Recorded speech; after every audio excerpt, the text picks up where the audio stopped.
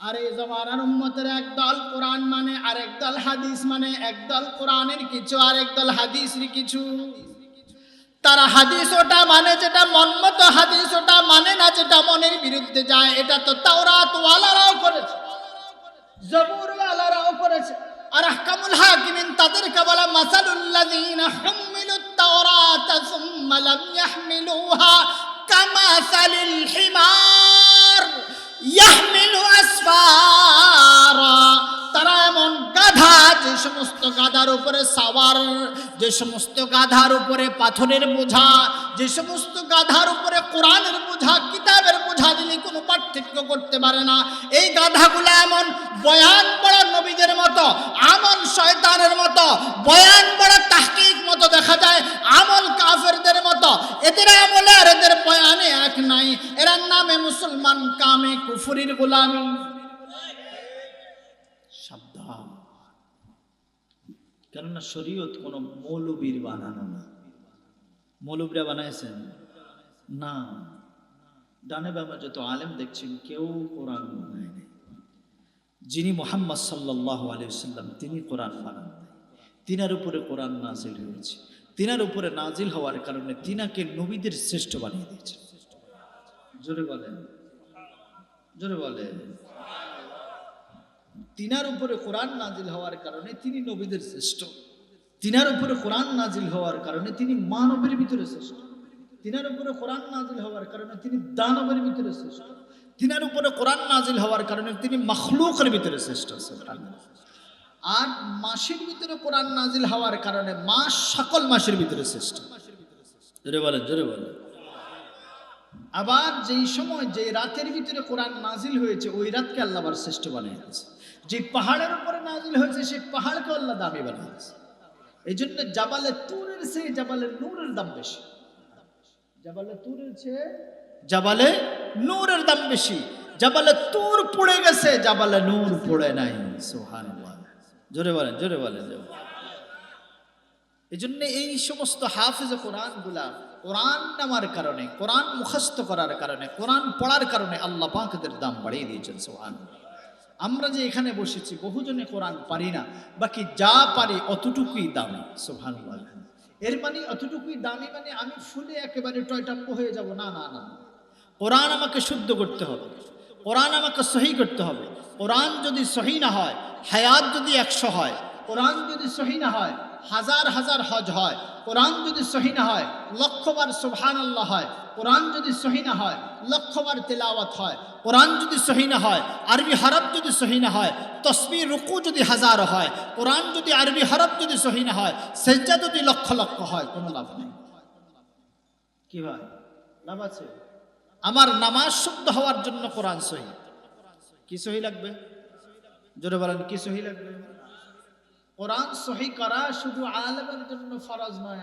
আলেম, জাহেল, গ্রাম্য, পুলিশ, চৌকিদার যদি মুসলিম দাবি করে তার জন্য কোরআন সহি করা ফরজে আইন।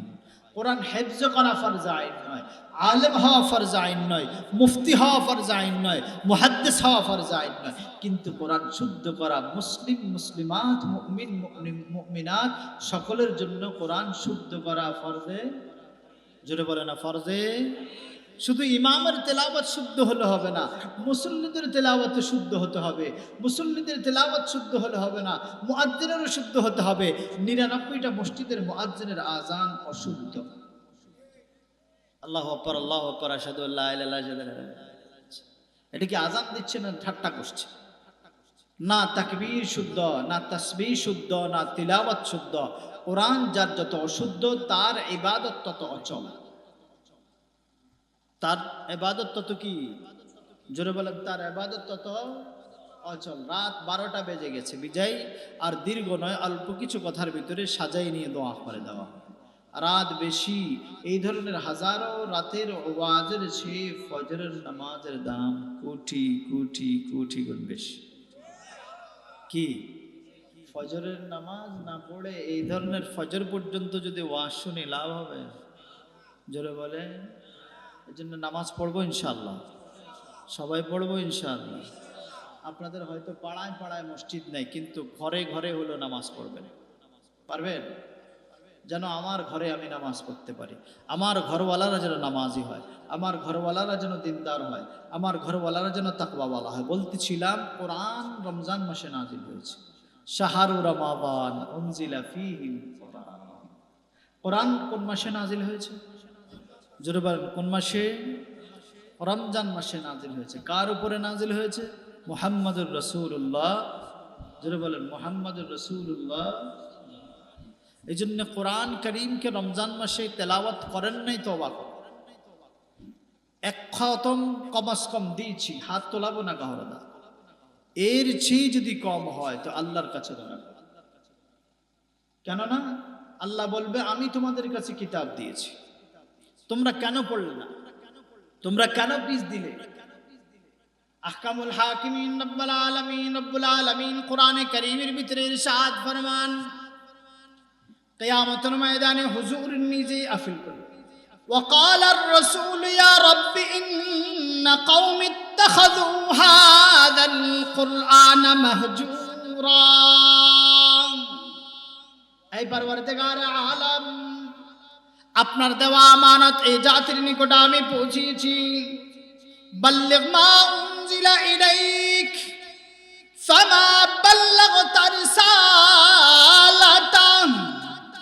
আমার উপরে যা নাজিল হয়েছে তাই জাতিকে আমি পৌঁছিয়ে দিয়েছি, কিন্তু জাতি মানে নাই। এই আঙ্গুল দিয়ে বলবে এই ব্যক্তিগুলা যেভাবে বিগত সরকারের সময় বহু মানুষ দেখাইছিল এরা অমুক দল করে, তারা অমুক দল করে, এদের ধরে নিয়ে যান। এই যে কোয়ালিটির কিয়ামতের ময়দানে রাসূল নিজে আপনার আমার বিরুদ্ধে, যার বিরুদ্ধে রাসূলের কালাম, যার বিরুদ্ধে রাসূলের কথা, যার বিরুদ্ধে রাসূলের সরকারবাদী মামলা হবে, তার বাঁচার আর কোনো রাস্তা নাই। ওয়াকালার রাসূল ইয়া রাব ইন্না কওমি ইত্তাখাযু হাযাল কুরআনা মাহজুরা। এরা কোরআন মানে নাই, এরা উলামা বিরোধী, এরা মৌলবী বিরোধী। আজকে যেভাবে কিছু মানুষ বলে এরা মৌলবাদ, এরা জঙ্গিবাদ, এরা হানাদার পার্টি, এরা অমুক দল, তেমনি ভাবে কিয়ামতের দিনও আল্লাহ পাক নবী এবং বুজুর্গদেরকে এমন পাওয়ার দিবে, তারাও বলবে এরা সেই নামাজি দল নয়, এরা বদ্দিন দল, এরা সুদখোর, এরা ঘুষখোর, এরা হজ বিরোধী, এরা কোরআন বিরোধী, এরা ইসলাম বিরোধী, এরা মৌলবী বিরোধী। এদেরকে ধরে ধরে টেনে টেনে হেসরায়া জাহান্নামে নিয়ে যাওয়া।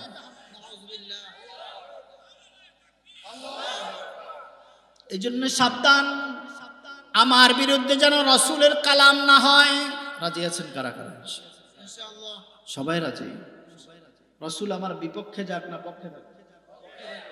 পক্ষে যাক না বিপক্ষে যাক? বিপক্ষে যাইলে কোনো সুযোগ আছে? রাসূল যদি বিপক্ষে যায়, আদম থেকে ঈসা পর্যন্ত ১.৫ লক্ষ নবী যদি সুপারিশ করে, জান্নাতের সুযোগ আছে? কোনো সুযোগ আছে?